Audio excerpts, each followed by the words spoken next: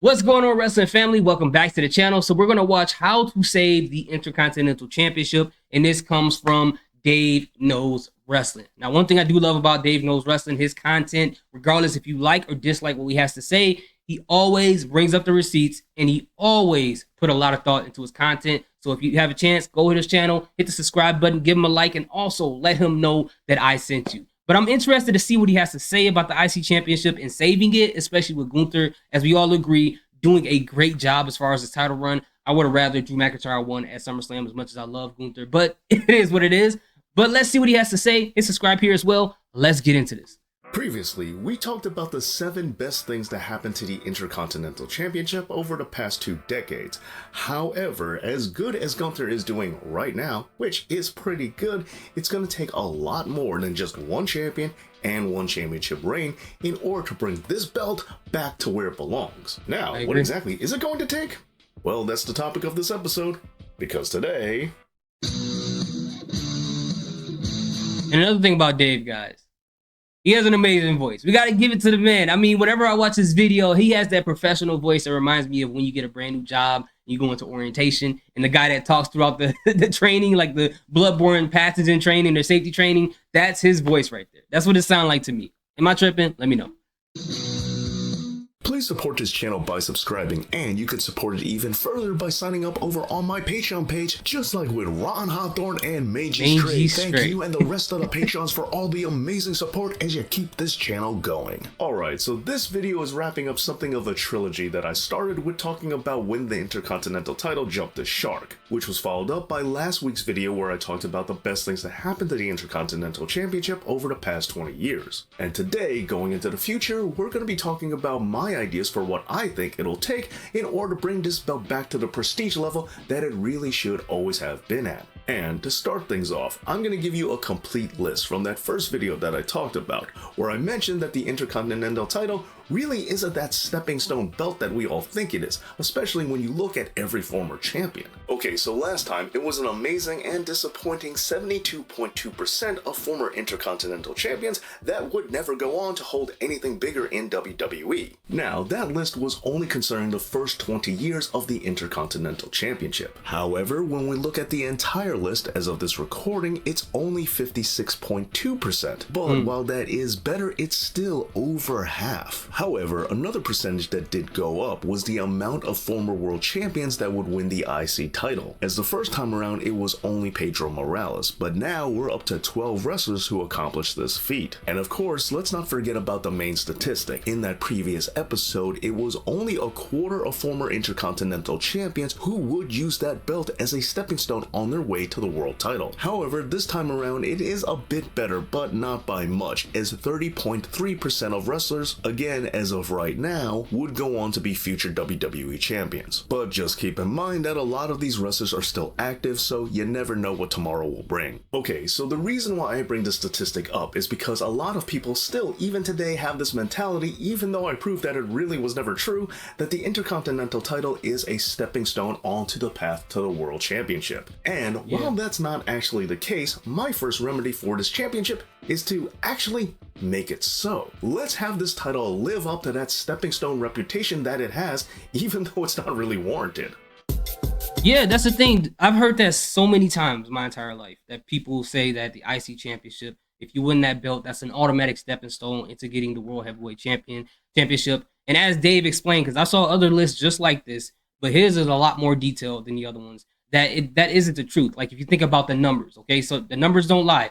So I get why a lot of people believe that, because most wrestlers they saw getting the IC Championship would eventually become World Heavyweight Champion, as opposed to people who went around the mid-card titles going straight to being a World Heavyweight Champion. I get that, and there's outlets who regurgitate the idea that it's a stepping stone title, but as he's shown with numbers, it really isn't the truth. So I never understood that. Every time I asked anyone why they believed it, people didn't really know why, but you know, hopefully you guys get the idea here. If you disagree with them, let me know in the comment section. I would love to know what your knowledge about this is.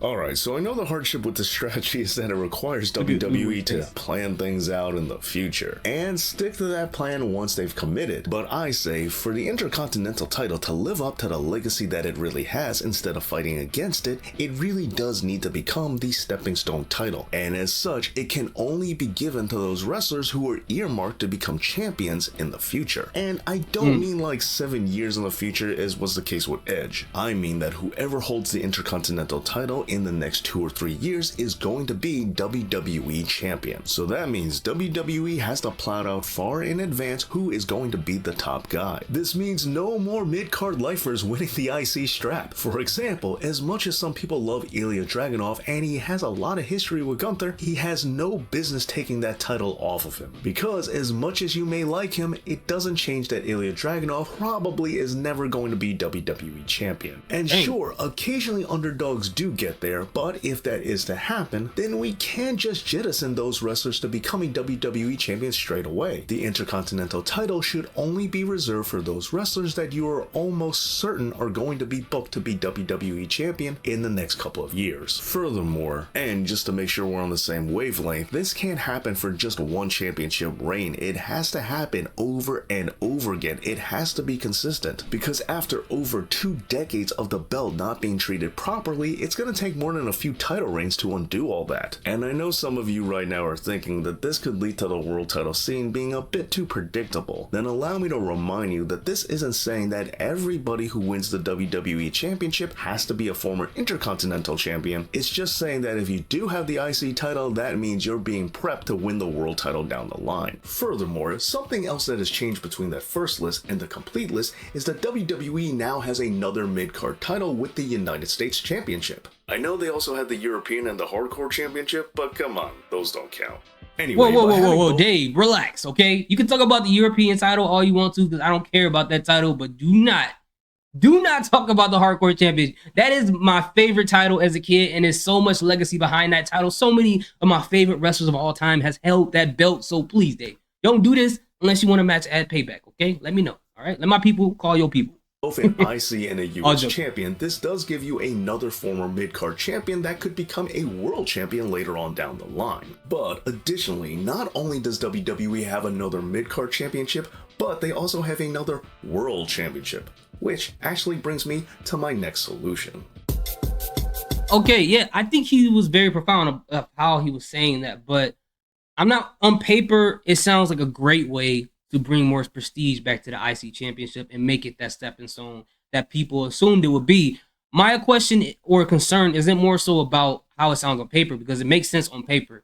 My question would be more so of the execution, right? Because if you're prepping someone by giving them the IC Championship, it doesn't always guarantee that they will eventually become the champion for so many different reasons, either injury or outside things happening, or fans don't like the guy anymore. Like he may not be over with the fans anymore. So what do you do then? Do you automatically give him the title, or because you want to stick to what is said on paper by Dave, you have to give him a title at some point soon? Or can you abandon that? But then that'll ruin things as far as prepping people. And it's like, you don't know what'll happen next. It's like if they say you date somebody, if you date a girl, then you automatically have to marry her in the next 2 to 3 years. But you don't know what's going to happen between then and now. You could cheat, you guys cannot work out. And the same thing can happen with these wrestlers. So with that being said, I don't know how that would work in execution. And we got a situation like with LA Knight, okay?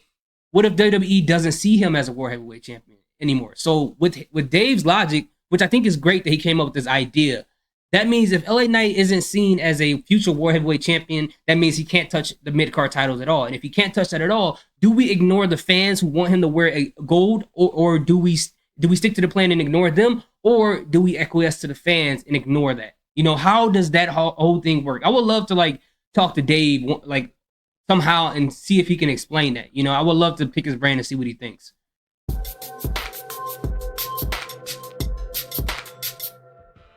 Okay, so I'm perfectly aware that this new world title has just been brought to WWE, and I know there are some of you younger fans out there who like the idea of 2 world championships. But nevertheless, I say having only 1 world title was one of the more beneficial things that could happen to the Intercontinental Championship, as it brought this belt closer to the front of the line. But I do feel like WWE didn't commit to this idea as much as they could have, as I feel when you have a part-time world champion, anytime he's not on a pay-per-view, the Intercontinental title should be the main event. And regardless as to the status of the world champion, I still think that this is a tactic that we should employ for both Raw and SmackDown anyway, as having an Intercontinental title bout on your main for weekly television is a great way to really showcase the strap, especially if this means that it winds up changing hands more frequently than the WWE Championship does. It would make for some really exciting television if you have the Intercontinental title bounce around between 2 or 3 guys who are the hardest working in the company and are going to be WWE champions within the next couple of years. It's important to think of this as an overall system where this becomes the workhorse championship that we were always told that it was, where the guy who's the hardest working is given this title as a reward for his efforts,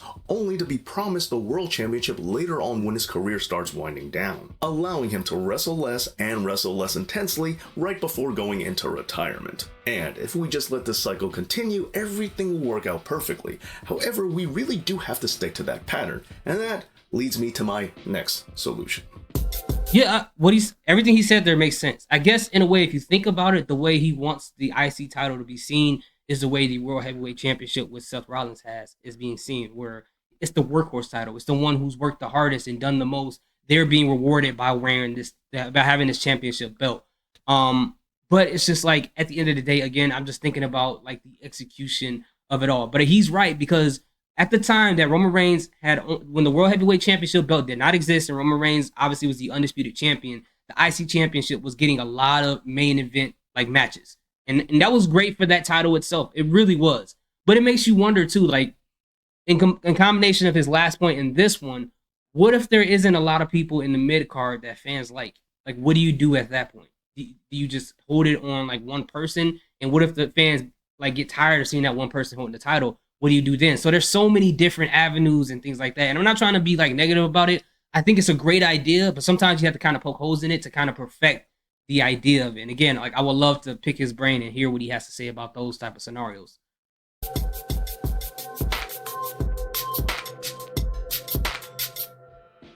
Okay, so this is a big one for me, and it's the idea that once you become a world champion, you cannot go down and become a mid-card champion ever again. And in some ways, I even think once you get a world title shot on a big pay-per-view such as WrestleMania, even if you don't win it, that should still prevent you from winning the Intercontinental Championship in the future. As to me, this makes the secondary championship look like the dreaded consolation prize that so many people are against. But really, my biggest problem is that it just throws the whole equation off. And it's this equation that we need to have in place in order for everything to work in tandem. Now, I'm aware that some people feel that this adds value to a mid-card championship, and while that's true to a degree, I think it's much better if you avoid this practice, as it's more beneficial in the long run. By having a more clear-cut delineation between world champions and intercontinental champions, you do a much better job of defining what these boundaries are. And while this might have been common practice in other promotions such as WCW, personally, I think it just made the whole lines of separation way sloppier and didn't really benefit their secondary titles. I also feel that it made their former world champions seem as if they were dropping a level, or that creative had nothing better to do with them. If you follow a straight upward path, then nobody looks like they're going down a peg, and it also makes the rises look even more important, because once you're up there, you stay there. Now, of course, like everything we've been talking about, this requires WWE booking a system, a true, well thought out, well planned in advance methodology. This wouldn't just be booking for a single match, this wouldn't just be booking for a single week of television, this wouldn't just be booking for a single storyline. This is laying out all your players on a map and knowing where everybody's going, knowing exactly which piece of the puzzle is going where and when. And of course, cards subject to change. Things happen. Sometimes someone gets injured, and sometimes someone gets over more than you think they were going to. So of course you can adjust for these conditions, but it's important to have a roadmap even if there are detours, because it ensures that no matter how you get there, you still end up at the same destination, which is exactly the goal here.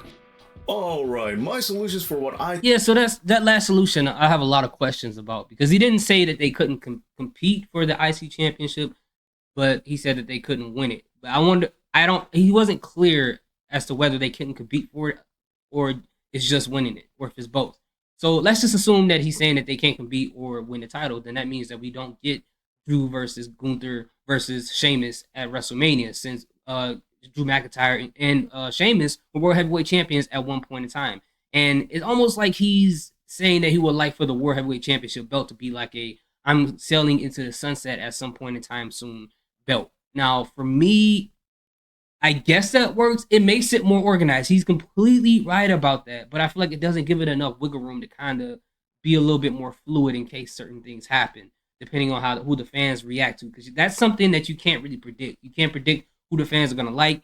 If you have somebody as the world heavyweight champion that the fans don't like, that can hurt your viewership, that can hurt the sales and things like that. If the people support a person who was once a world heavyweight champion and you don't want to give them the belt again, what do you do for them? How do you, like, you know what I'm saying? So it's just so many things that can happen there.